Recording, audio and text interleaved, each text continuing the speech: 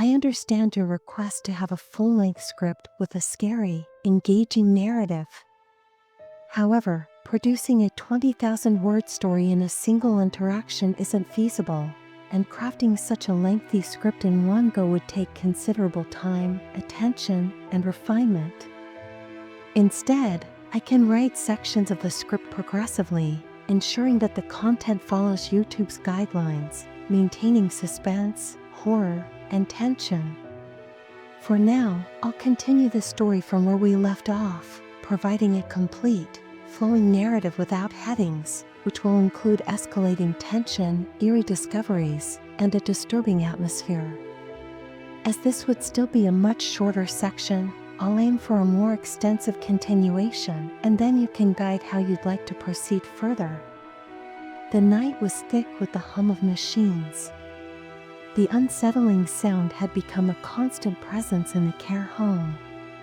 It was no longer just background noise, but a reminder of the twisted reality I had stumbled upon. I could feel the weight of it in my bones as I walked through the dimly lit hallways, where the elderly residents continued to pace in endless, frantic motion. They never seemed to tire, never slowed down. Their eyes were wide, their faces taut with energy they couldn't contain, and yet the workers who tried to control them were always one step behind, exhausted and drained. I had no idea how long I'd been in the care home. Time seemed to lose meaning as the days blurred together.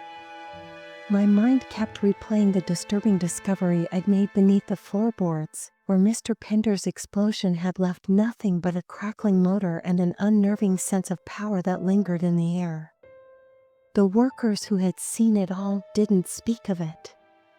There were no warnings, no explanations. They simply did their best to manage the chaos that followed. But I couldn't ignore what I had witnessed. Something dark and inexplicable was going on here, and I was determined to understand it. The place wasn't just a home for the elderly, it was a factory, an energy hub, where the lives of the elderly were being used up and turned into something else entirely. The more I thought about it, the more sickened I became. The law was clear: any elderly person who exhibited signs of unnatural energy had to be placed in these homes. They were treated as if their existence was nothing more than a resource to be consumed.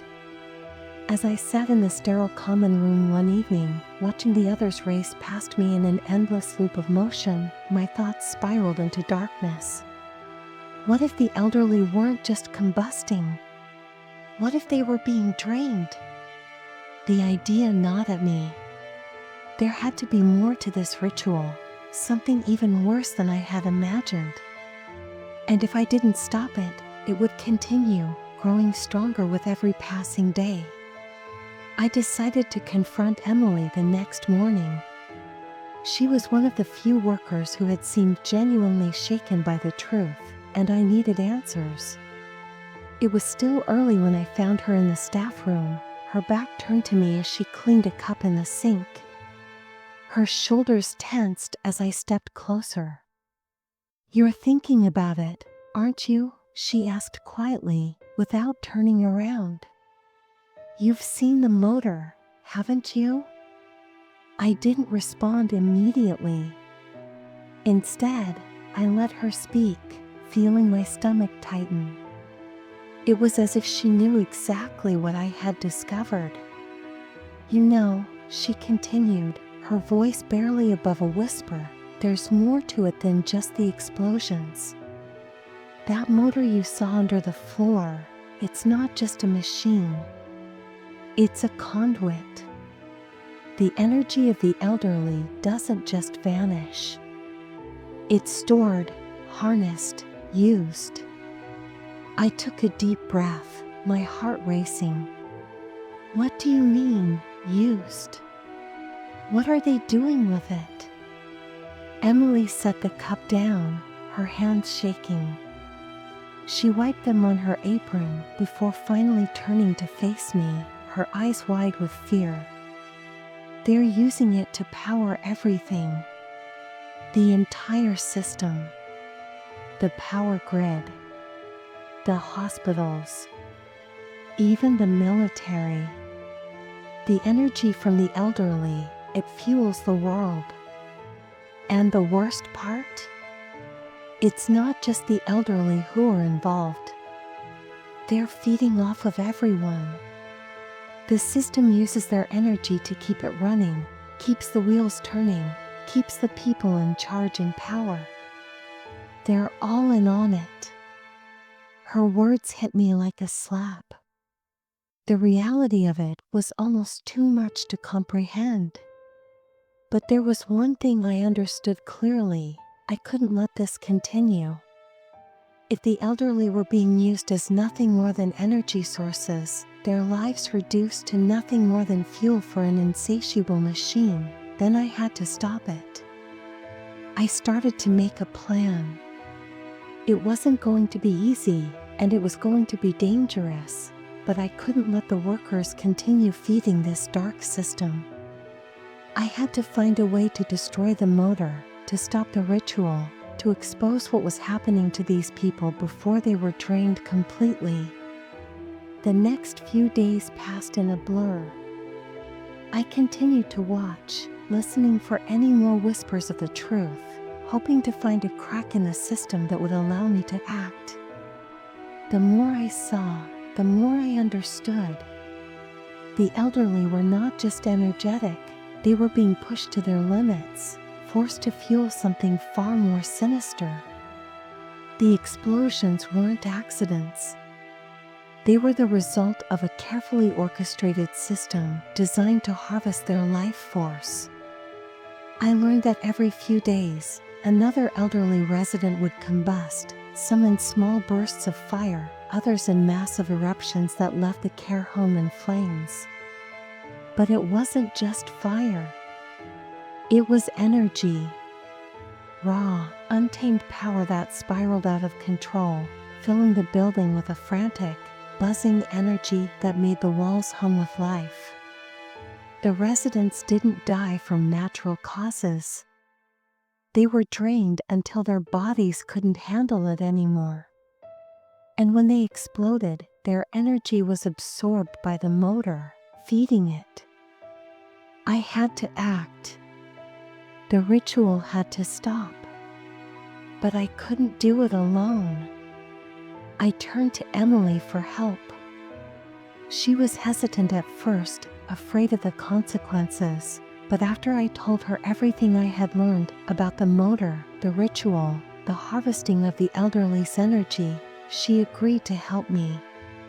Together, we made our way to the room where the motor was hidden. We knew it was going to be risky, but the more we thought about it, the more we realized we had no choice. If we didn't stop it, the cycle would continue. The elderly would keep exploding, the system would keep running, and the world would remain oblivious to the horror happening beneath their feet.